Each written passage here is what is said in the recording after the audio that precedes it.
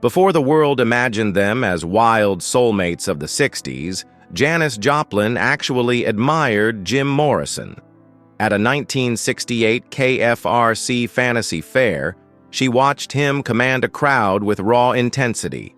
Later, at a Laurel Canyon gathering, she found him surprisingly soft-spoken and attentive.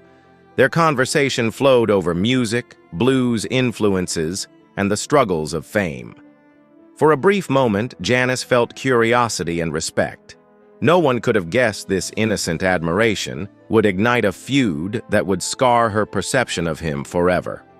The meeting that changed everything. Producer Paul Rothschild arranged a private evening for Janis and Morrison, hoping for creative sparks. Initially, it was calm, genuine conversation about music, performance, and identity. Both stars seemed intrigued, even playful.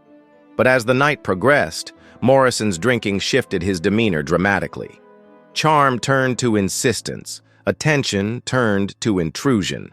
When Janis tried to step away, he followed. What began as artistic curiosity devolved into a frightening display of control. That night marked the rupture, a moment Janis would never forgive or forget. The act that shattered respect. Outside on the driveway, Janis moved toward her car, intent on leaving. Morrison followed, calling her name, blurring boundaries with entitlement. Then he grabbed her hair violently, a shocking act that turned admiration into pure shock. Instinctively, Janis defended herself, swinging a bottle with precision. The glass shattered, Morrison stumbled, and she sped away. Witnesses later recalled the surreal intensity of the moment. Not just a fight, but the revelation of Morrison's dangerous side. Respect and curiosity evaporated, replaced by clarity. He could not be trusted. The aftermath of violence. The next day, Morrison's attitude revealed the true betrayal. He told others Janis had lost control, recasting her defensive act as spectacle. For Janis, this manipulation was worse than the violence itself. He had twisted reality, performing his version of the incident for amusement, stripping her experience of agency. Repeated retellings at studios and clubs painted her as hysterical, not the victim. The humiliation and distortion of truth cemented her resentment.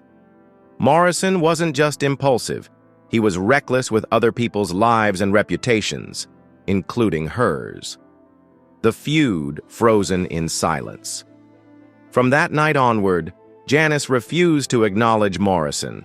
Even when paths crossed backstage or at festivals, she maintained silence, her quiet rejection louder than any confrontation. Her fury was controlled, deliberate, and rooted in principle. Morrison's arrogance ensured there would be no reconciliation. He continued to spread stories while she refused engagement. Their shared fame only highlighted the tension. Janis, usually forgiving, could not accept someone twisting truth into entertainment. In her eyes, Morrison's behavior revealed a dangerous self-centeredness she would never overlook. A legacy of boundaries. By the time Janis passed in 1970, the feud remained unresolved, frozen in silence. Morrison reportedly expressed disbelief, yet never clarified his version. The night in Hidden Hills defined their relationship. Not romance, but conflict, mistrust, and a profound lesson in boundaries. Janis's response was instinctive, human, and brave. She protected herself and her truth in a world that often celebrated chaos over respect. Their legacy remains intertwined, but not for love. It's a story of collision between talent, entitlement, and unwavering self-respect.